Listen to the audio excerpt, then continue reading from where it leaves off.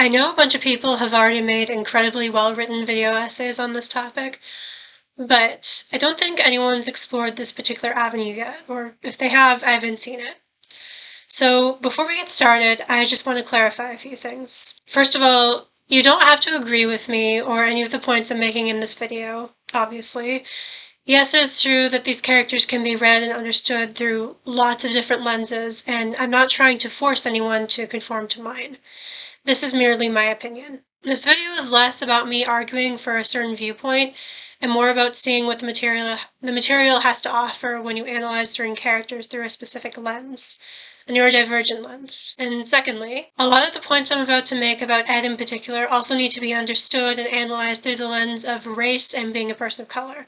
I acknowledge that. There is no experience with autism, ADHD, or any type of neurodiversity, really, that isn't racialized or gendered. When I say certain things are examples of neurodivergent or ADHD trauma, I'm not trying to diminish the fact that it can also be trauma that comes from dealing with racism and toxic masculinity.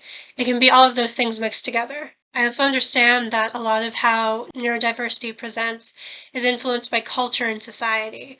For example, in some cultures, eye contact is considered rude, so never making eye contact with someone wouldn't be considered an abnormal thing. If there are any people of color with ADHD that want to clarify or correct any of the points I make in this video, especially Indigenous people with ADHD, please feel free to do so in the comments below. There are tons of essays on Tumblr written primarily by people of color on things like Ed's code switching, dealing with white society and racism, having racist expectations of masculinity forced on him by people like Izzy, etc.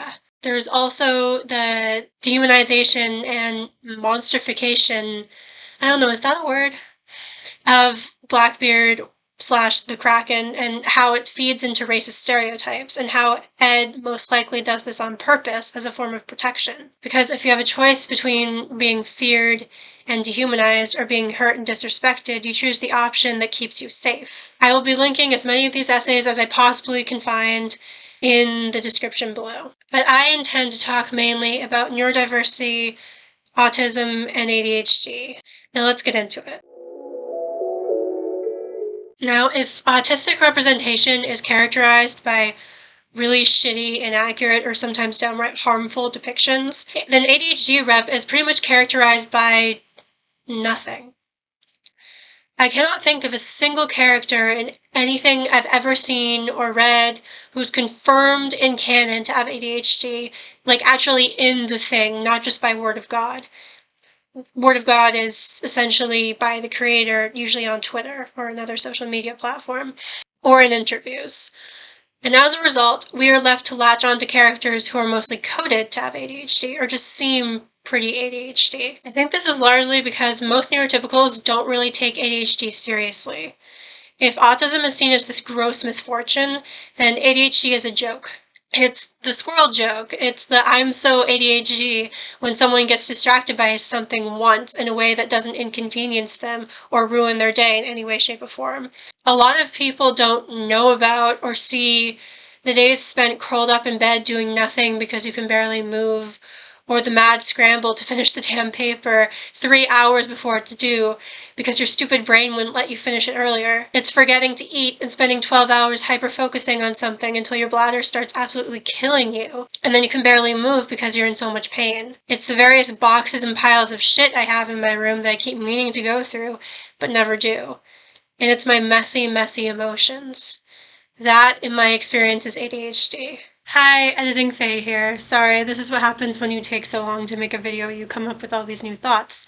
You want to add on to your original points, and then you have to try and squeeze them in. But I'd just like to jump in here and say that this isn't going to be me going through the DSM-5 and pointing out all of the symptoms of ADHD that Ed exhibits. I used to do that when I was discussing neurodivergent headcanons because I felt like I had to. I had to prove that I was valid in my opinions and not pulling things out of my ass for the sake of it, or because I was projecting. I also think I felt like I had to defend the validity of my own conditions, even though I am professionally diagnosed with both autism and ADHD. But the system that makes you jump through a million hoops just to have some usually neurotypical, often white cis man tell you that you're valid in your experiences and you're not just making shit up for attention is a flawed one. Psychiatry is a classist, racist, sexist, and transphobic institution. And plenty of people don't get a formal diagnosis because they're a woman or have been raised as a girl and socialized to mask and squash all of their true desires and feelings down into a deep, dark hole because they don't want to be called a brat or a bitch or a problem. Or the black or brown person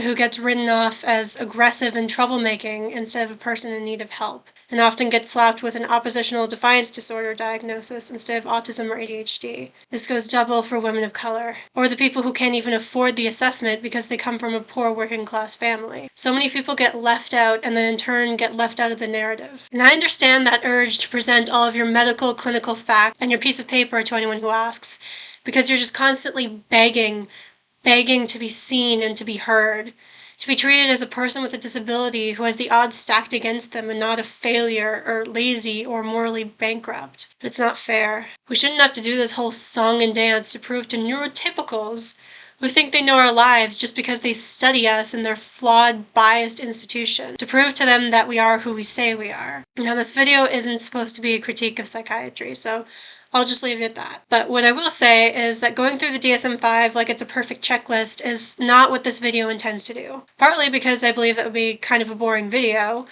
but also because I believe that while yes, knowing what the traditional traits of a condition is useful in figuring out if you have it or not, our lived experiences should carry weight and have value. There are so many different experiences that are commonly documented among many ADHDers or autistics, for example, that aren't listed in the DSM-5 as quote-unquote symptoms, but I believe they're still important. Like the effects that ableist discrimination has on us and the coping mechanisms we build to deal with that trauma, like masking. With autism and ADHD specifically, our experiences with rejection and abuse that lead us to have higher risks of committing suicide and developing addictions. There's also the alienation and separation that leads to the self-dehumanization of casting ourselves as aliens or vampires or other mythological creatures because we fundamentally believe we aren't human, or even our own separate love languages like parallel play and pebbling. I believe that there is an autistic continuum.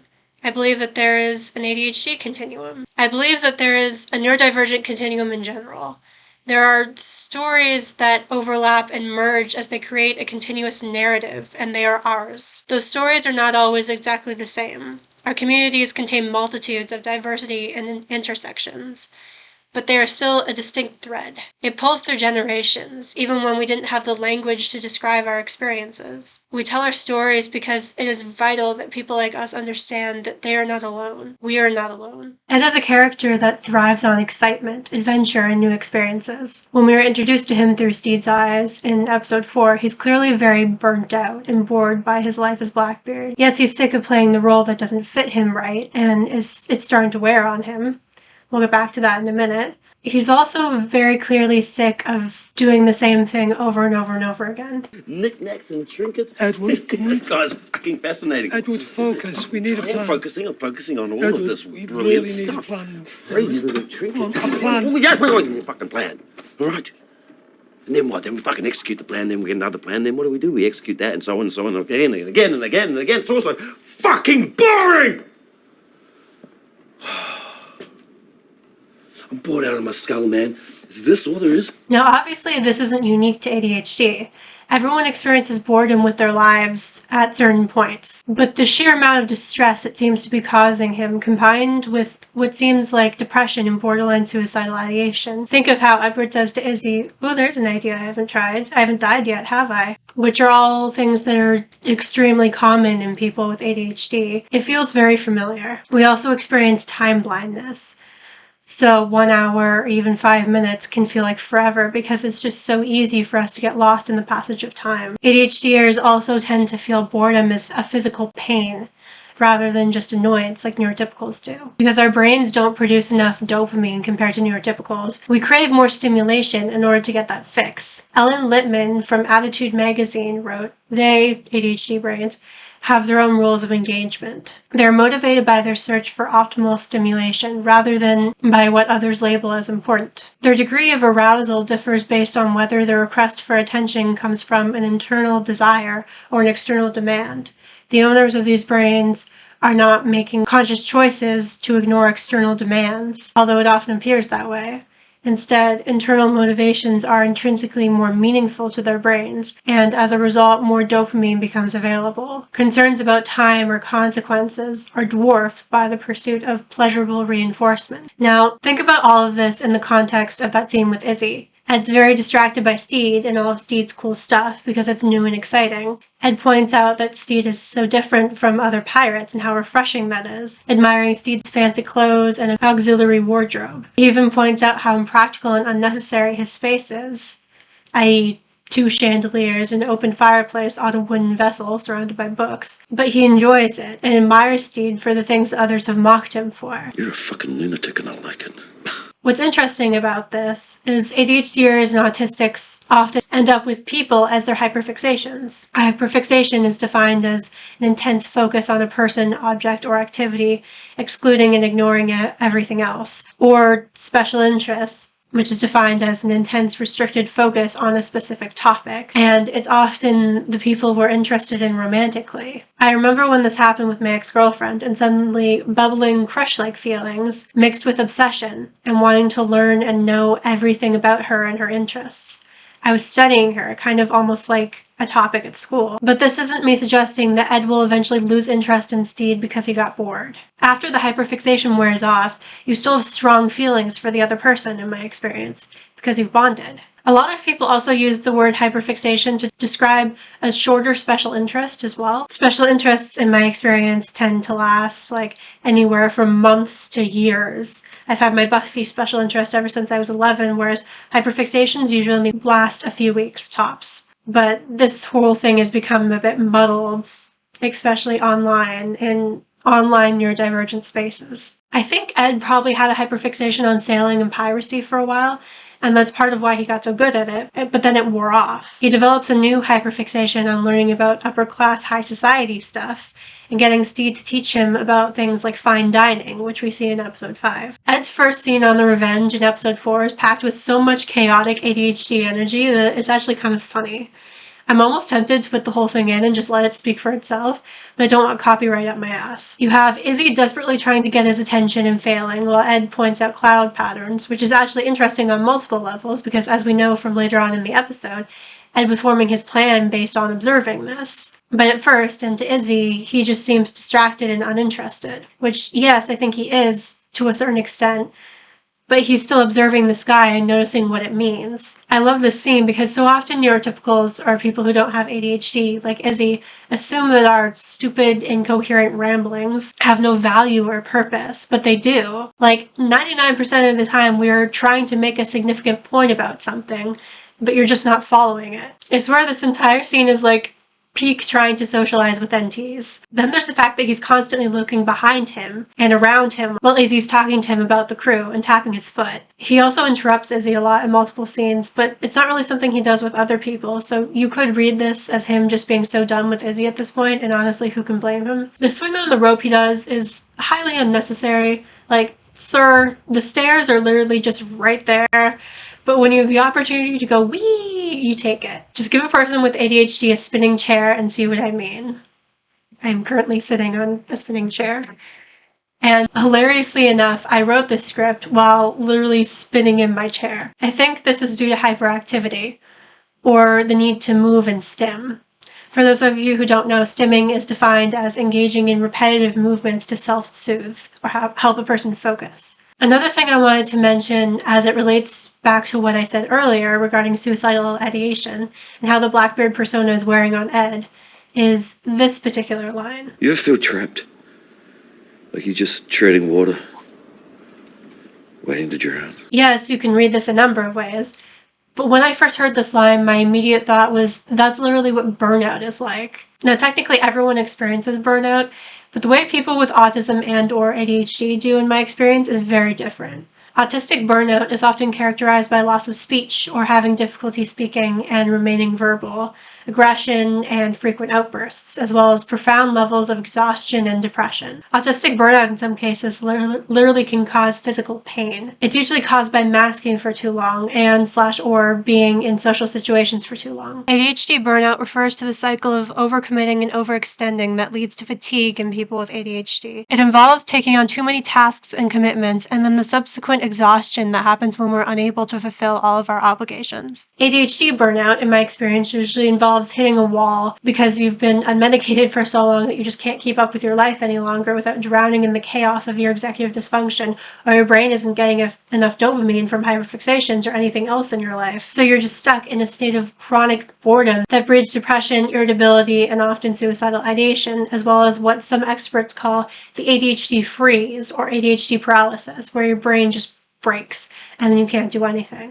Blackbeard as a persona is definitely a defense mechanism used because of trauma, mainly racialized trauma, as I mentioned earlier, but you can also read Blackbeard and later on the Kraken as a sort of mask. For those of you who don't know, masking is characterized as hiding your neurodivergent traits to appear more neurotypical, but it's often more complicated than that. Masking can involve creating different identities to please certain people in certain spaces. I know that's definitely how my masking works. You learn usually at a young age what parts of you aren't acceptable and what traits aren't seen as desirable. Obviously, this depends on cultural and societal norms, as well as the types of people you're trying to fit in with and impress. This is why masking does have a lot in common with code switching. Code switching usually involves adjusting one style of speech, appearance, behavior, and expression in ways that will optimize the comfort of others in exchange for fair treatment, quality service, and employment opportunities. Those two things can look very similar, especially when someone is both a person of color and neurodivergent. As we find out later in this episode, Ed had a plan to deal with the Spanish all along. It's why he asked Lucius to start counting backwards. He just didn't tell Izzy or anyone else because he didn't see the point. And honestly, that's pretty relatable. If I know what I'm doing, I often don't tell people what I'm doing because having them know isn't really crucial to the success of what I'm doing. He noticed the detail about the clouds and knew there would be fog because Ed is fucking smart, actually.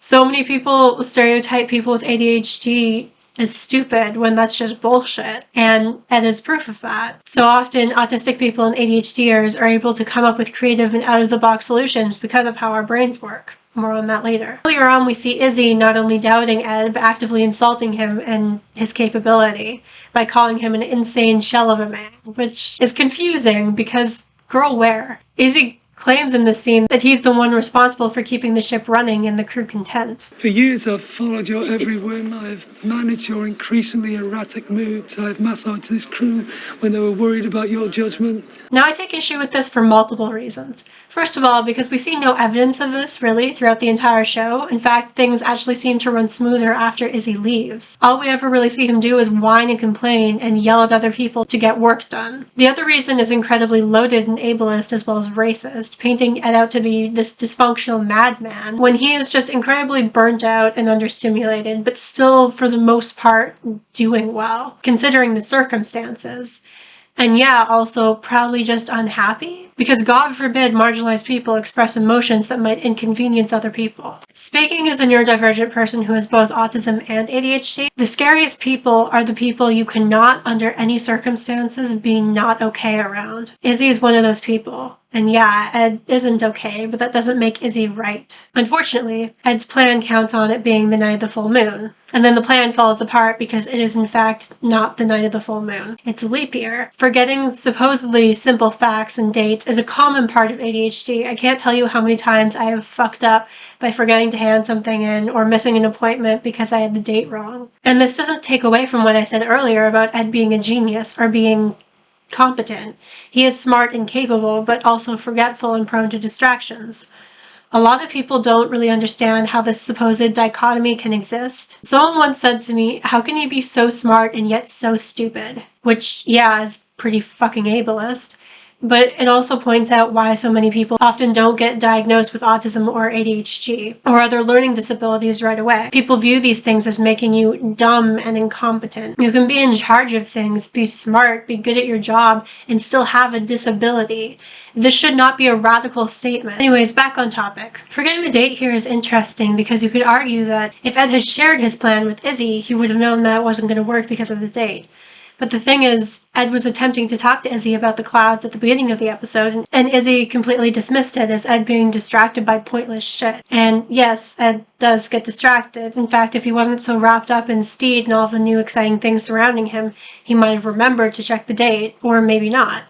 Our brains often struggle to focus on things and remember things when we have a brand new hyperfixation. But he was absolutely onto something with the clouds. This is pretty common with a lot of conversations with neurotypicals, I find.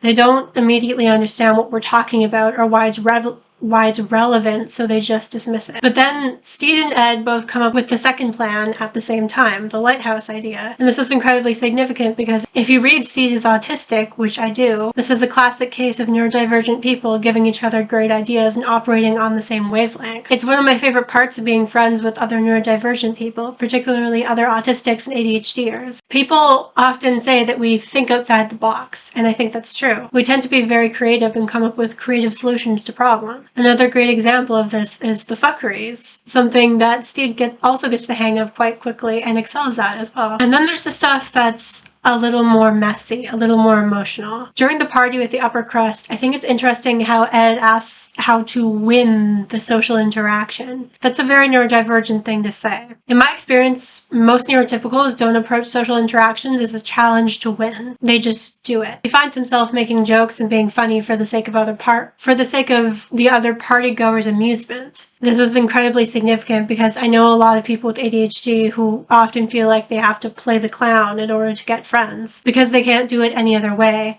so they make themselves a spectacle. I have also heard that this is something that a lot of POC do as well to fit in with white people or gain white approval. So if you take into consideration that Ed is both ADHD and a person of color, it makes sense that he would so easily slip into this role. But the faux approval of the upper crust doesn't last forever, and it becomes clear when they mock him for using utensils incorrectly, a mistake he most likely made because he was stressed and overwhelmed, causing him to forget what Steed had taught him, which is also incredibly relatable as an ADHDer. And of course he's upset and he blows up at all of them because it's a realistic and completely understandable response to being mocked and dehumanized. There may be some desire to call this an example of something called emotional dysregulation, but I disagree. Now, lots of people don't think about ADHD as a mood disorder or as affecting your emotions, and it technically isn't, but having mood swings or extreme emotional reactions to things is commonly referred to as emotional dysregulation, and it's a common part of having ADHD. It's caused by the impulsivity of ADHDers, which is essentially caused by poor communication between different parts of the brain. Now, I take issue with labeling most of Ed's behavior as the result of emotional dysregulation for two reasons. First of all, because as multiple fans of color have already pointed out, 90% of the times Ed gets angry in this show is due to racism from white people.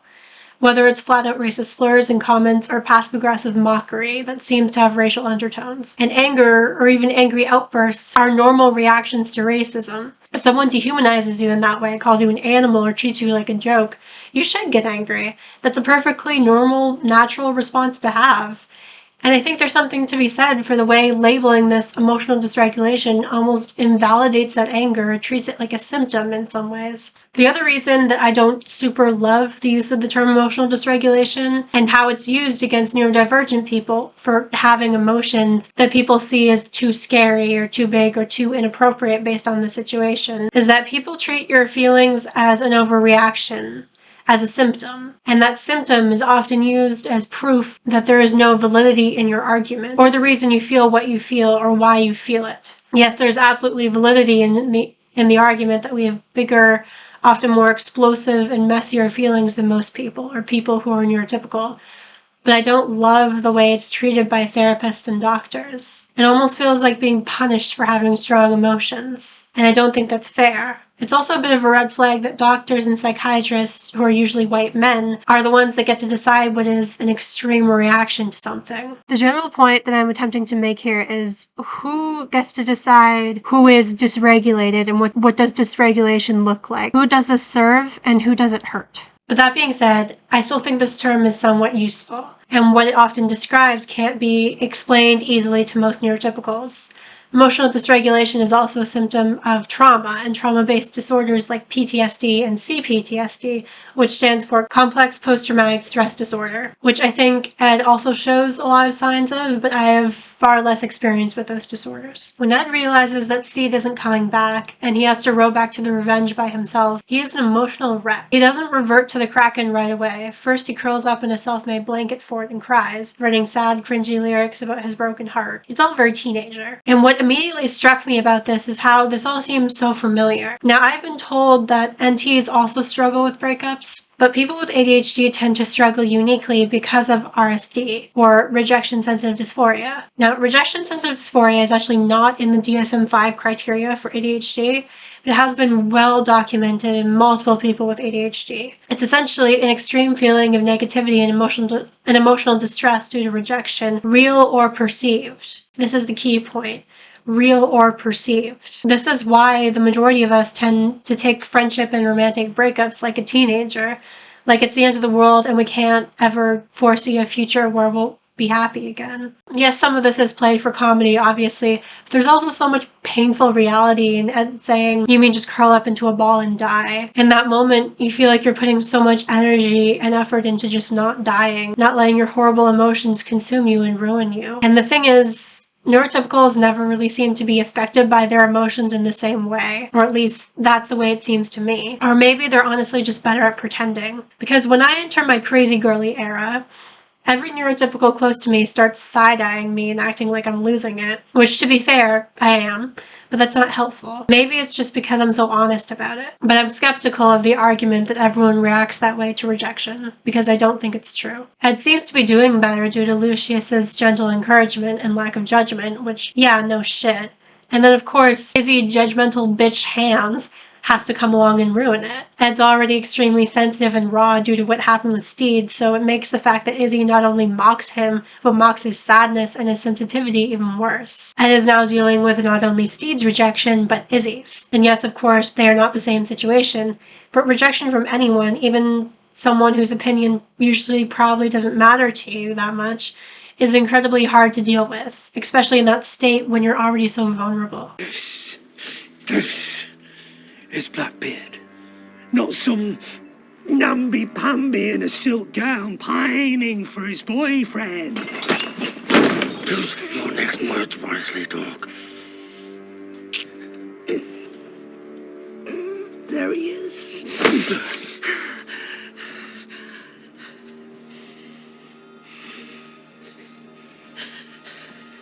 Blackbeard is my captain. I serve Blackbeard, not Edward. Edward better watch his fucking step. I could say so much about this scene, mainly how much Izzy sucks, but also how Izzy is not so subtly homophobic, not just in this scene, but throughout the entire show. But that's not what this video is supposed to be about. I could probably make an entire video about Izzy internalized homophobia hands, but I don't really feel like it, to be honest. So I'm gonna just say that this is probably the worst thing you could ever do to someone suffering the effects of RSD, let alone someone going through heartbreak in general. So then we have the reverting back into his mask to keep himself safe from further pain and rejection. Only it's not just Blackbeard, it's the Kraken. And has transformed himself into this monster, this caricature based on his worst, most traumatizing moment that confirmed to himself that he is capable of murder. And yes, obviously this is a trauma response, but it is also a reaction to rejection-sensitive dysphoria, as well as social failure, whether that takes the form of a heartbreak or being mocked for something out of your control. It is extremely common, in my experience, to have a reaction of coldness and apathy after the rejection. After the person with ADHD has gone through the process of having their messy, uncontrolled emotions, or had that process interrupted and ruined, like with what happened with Izzy, his mockery tells Ed that it's unsafe to be genuine with his pain and his feelings in general, so up goes the mask. The mask creates this air of cold, empty indifference. You cannot be hurt if you don't care about anything. It's a tactic I have deployed multiple times. Ed gets rid of all of Steed's things by dumping them into the sea as a show of cruelty, yes, but I believe it's also to rid himself of any reminders of what made him feel so deeply, the love he felt and still feels for Steed. I think tossing Lucius overboard and marooning most of Steed's crew is also incredibly significant. Lucius was the main instigator in getting Stede and Ed to acknowledge their feelings for each other. Lucius was also the one who essentially convinced Ed to open his heart to Steed by pointing out that bizarre little man likes you very much. I think there's probably some blame there, as well as wanting to rid himself of everything associated with Steed, which of course isn't logical or really fair, but Ed is operating on pure emotion. It's going to be interesting to see how dealing with, or not dealing with, his emotions and trauma affects Ed and the rest of the crew in season 2. There's also little things I wanted to point out, like Ed taking his tea with 7 sugars. Sugar stimulates dopamine in the brain, so since those of us with ADHD lack dopamine, we often have massive sweet tooths. Also, then there's just this scene. That's a big document. Look at the different sizes of the fonts. There's big ones lure you in, and there are these tiny little ones. That's where all the tricks are. Okay, so I'm not sure how much of this is a universal ADHD experience or just a me thing, but I cannot read big walls of text like that. I need like giant paragraph spaces in between. I also cannot read different fonts in the same paragraph. If there's like little ones and then big ones like Ed's talking about, I physically cannot read it. This was like one of the main reasons I never got any of the readings done in my university classes, because the textbooks would just be giant walls of text with small font, and I just couldn't read any of it or like make myself focus on it properly enough to read all of it. So I just never did any of the readings. Before we get into Steed's section, I just wanted to quickly jump in and say that a lot of the things that I'm talking about in this video regarding both ADHD and autism are also signs of trauma and often directly linked to trauma, and they can be both. In fact, they are usually both. Like things like masking, like you can't unlink that from trauma. Rejection sensitive dysphoria, you can't unlink that from trauma. Odds are, like RSD wouldn't exist if people with ADHD didn't continuously go through this traumatic experience of being socially rejected over and over and over again. I'm not trying to erase the significance of certain things being trauma-based or also being potentially signs of like PTSD and CPTSD when I talk about these things. I hope it doesn't come across that way.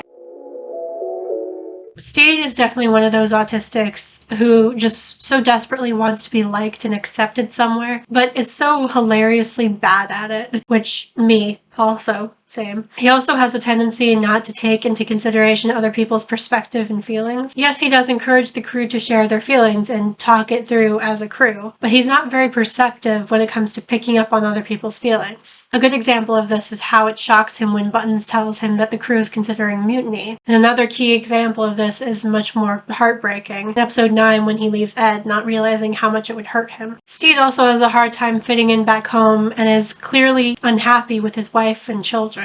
A good part of this is obviously because he's gay, but also because he's clearly just having a hard time communicating and fitting in, and it's making him feel very lonely. Which is your favourite of all the horses? Halifax. Very pretty and very fast. Yes, he's wonderful. I like Arthur. He has kind eyes. And which is your favourite pig?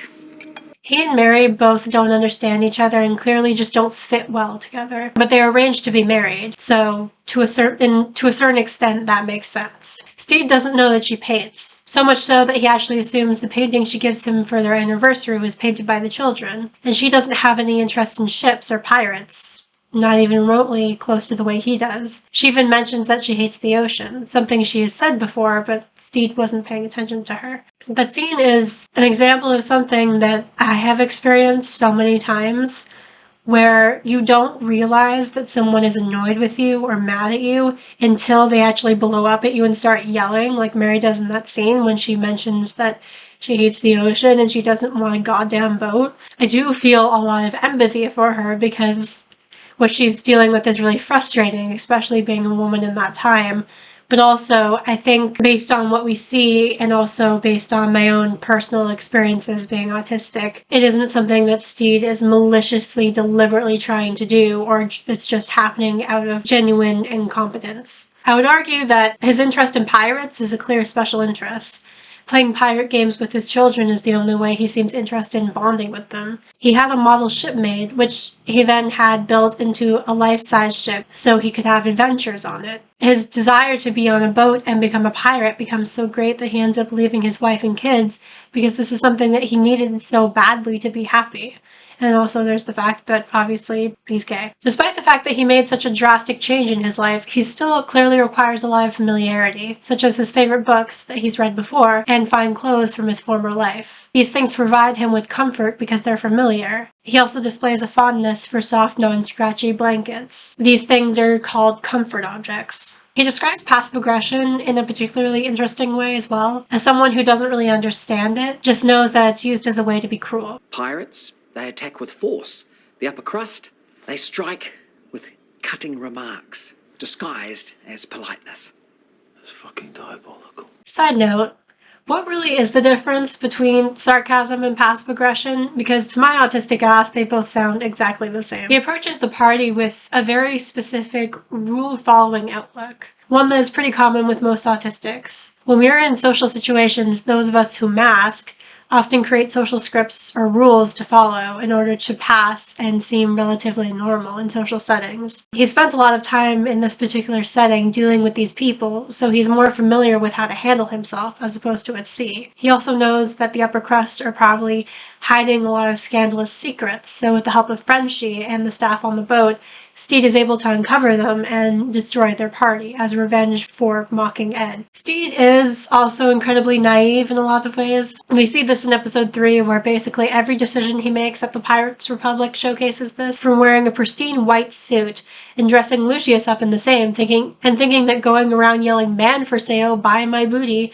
is a good way to advertise that you're selling a hostage. And even the whole speech that Steed has Lucius do in Spanish Jackie's bar to introduce him, not seeming to realize how much all of this just isn't going to go over well with pirates. When he's stabbed by one of the Spaniards, he even asks, "Did you mean to do that?" He has this general, overly trusting vibe and utter lack of situational awareness that is just a bad combination for a pirate to have. I also want to touch on Steed's decision to leave and return to his family, because I think there's a certain autistic perspective that's always missing from general conversations about episode 9. And what I mean by this is it's very easy for Steed to believe what Badminton tells him about ruining everything he touches and destroying beautiful things, because on some level he already believes it about himself. Steed Bonnet is not a human. Just breathe. You're a monster. A plague. You defile beautiful things, my dear brother. Your own family. You've even managed to bring history's greatest pirate to ruin. Growing up autistic, as well as high-masking autistic, and constantly having everyone poke and prod at everything you do and say and everything you are, creating this remarkably profound feeling of self-loathing within you, because you were there for all of it, your entire life, every fuck-up, every social catastrophe, every rejection and abandonment, every failed relationship and humiliation, to the point that after a while, you just start to feel like it's all your fault, because there's something fundamentally broken and monstrous in you. So when Steed leaves, I think it's because he genuinely believes that he's doing Ed a favor and protecting him from himself. And obviously that's ridiculous, because not only does Ed adore him, he doesn't really miss any of the things he's lost, supposedly, because of Steed.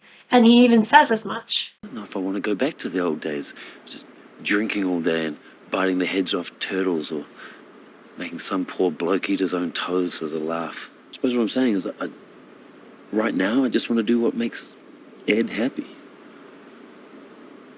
And what makes Ed happy? These past few weeks have been the most fun I've had in ages, years, maybe ever. So I reckon what makes Ed happy is you.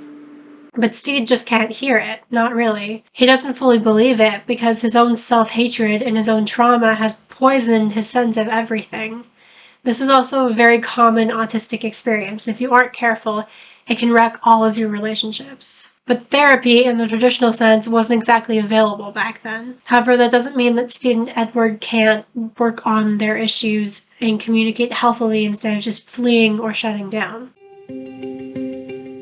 This show has been praised for its queer representation, as it obviously should be, but I am also incredibly grateful for the accidental but fulfilling neurodivergent representation. I feel like analyzing this aspect of the main characters for me only serves to enhance readings of the show and its characters. I understand that other people may have different opinions, and that's fine, but something I just want to point out is that neurodivergent people just exist.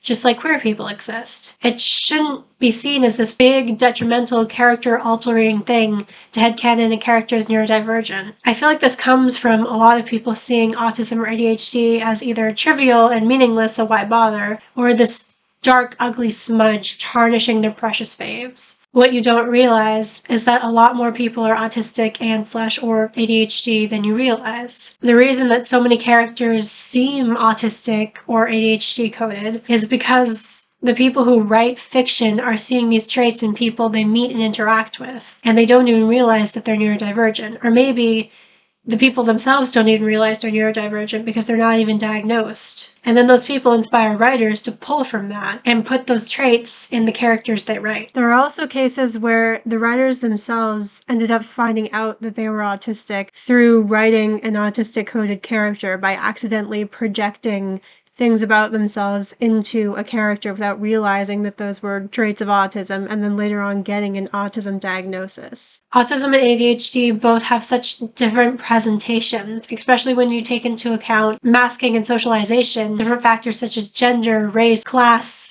nationality, and the environment you were raised in. You probably know more people with autism and/or ADHD than you realize. And I, for one, am so grateful that these characters who I can relate to so much exist. I'm extremely excited for season 2 and to see how all of this progresses. Thank you so much for watching this video, and I'll see you in the next one.